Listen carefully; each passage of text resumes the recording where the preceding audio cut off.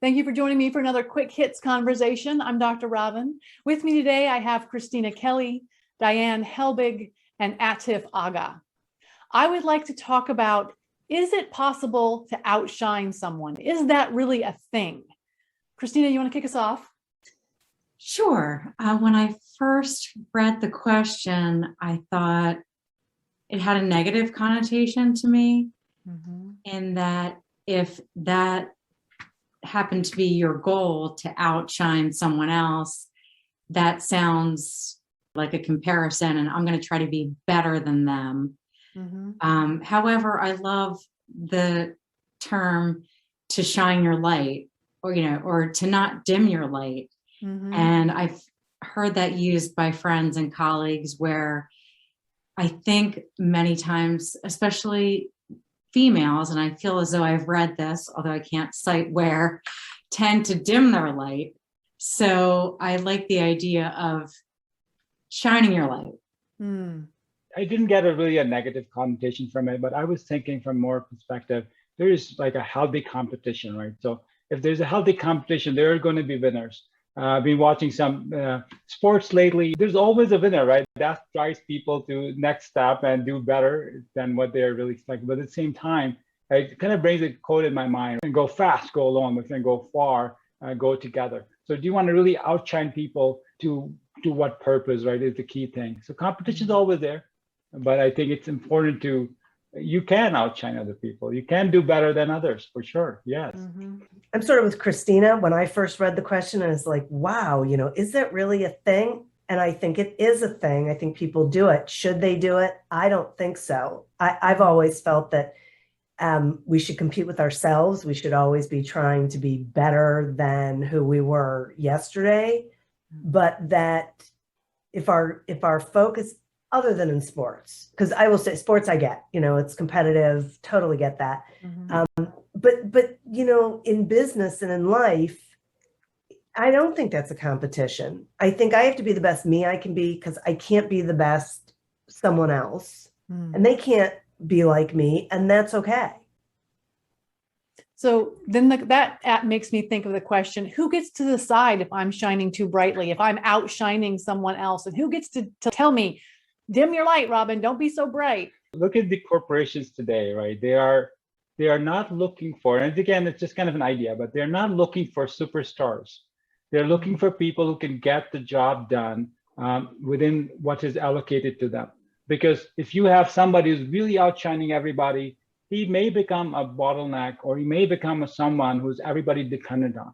So to mitigate that dependency in any organization, it's good to have more people shine than just one person who's outshining them. So large, I think bigger area, that's the key thing, right? You don't want, if I manage a team, I don't want one person to be the star and the rest of them not as encouraged or motivated as him. So are you saying that if someone is a star, that they should step back? Like don't hit too many home runs? No, I'm not saying that. I think I think you go back to the leadership. Leaders have to take people with them. You cannot go alone. You have to take the team with you. So if somebody is really doing great, have them help other people to come with it and not go there alone. You have to be in competition with yourself as well. You have to see, am I doing better than myself from yesterday? Yes, that's really the key. In the end, outshining someone else may not give you the happiness that you're looking for. That's the long term. I agree with what Steve said.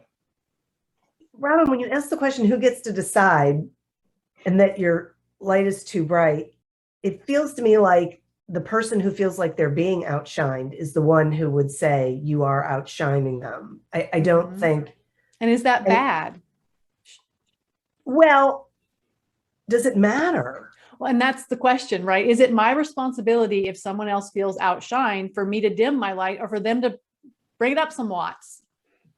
I think it's for them to bring it up some watts. I mean, it's Marianne Williamson's Our Greatest Fear, which is like, one of my favorite poems, is not that we are inadequate. It's that we should really be shining our light. That's what we owe the universe, is to really be the best that we can possibly be and not be dimming it down. That doesn't really help anybody. I agree.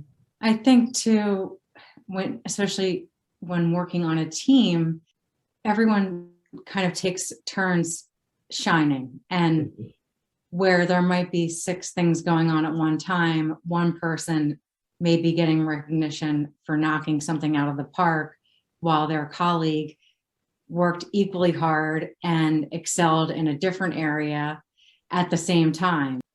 Well, and I think that shining means different things. Like, so I use the baseball analogy because it's easy. Yes, hitting a home run, awesome. But you know what? If you've got that person that consistently gets base hits over and over and over, and they just have a really high hitting percentage, they're awesome too. And I don't think they get enough credit for shining in a way that isn't big and bold and audacious, but I think it's just as shiny. That's a weird way to say it. Because home runs are harder to get. So they're held in higher. Are home runs harder than consistency? That's a great question. I don't think so. I guess it depends on the person, right? So maybe not. So maybe home runs aren't harder in general. But I also want to bring one more thing, right? So you think about, where I went to school, we were always at the end of the year graded, and everybody would pick up, who was the first, second, third in the class. But now that's not a thing anymore. You just pass or fail, and everybody's a hero. Well, is that a good thing or a bad thing? I think it's different times, right? And the way people are looking at things. So I agree, we got to have some level of competition, but at the same time, we need to take everybody with us. That's important too. You can't leave people behind. But it's I love that. I love that you brought that up. That makes me, because I think we should have valedictorians, and I mean, those people excel, and that should be noticed. And so I don't think we do anybody any favors by not acknowledging that, because they're not competing with their schoolmates. They're just being the best they can possibly be. I don't understand why we're punishing accomplishment. Here's what I ask everybody, right? What does real life looks like? You can do whatever you want to do in school. Is real life going to be as forgiving?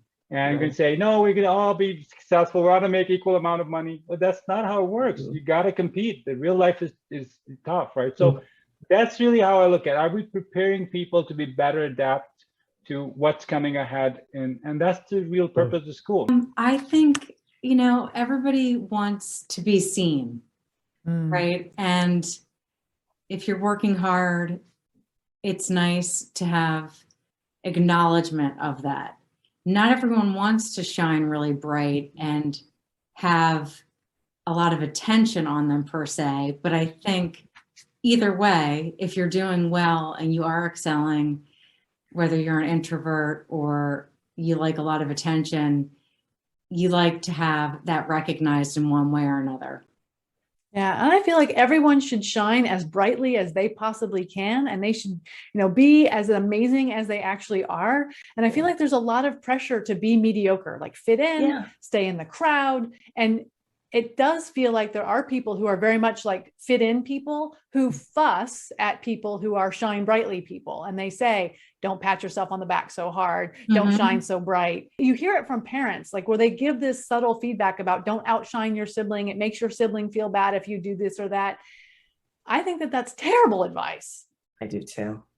My son plays soccer, and if one team is really killing it, they're kind of, encouraged to not score again because the other team's gonna look really bad. Well, there is a certain thing to be said. There was a football game recently where the score was like 100 to something like that's silly. Yes.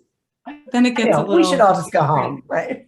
Don't destroy them. There's also about people like Christina mentioned about people who are introvert. They do not want to shine.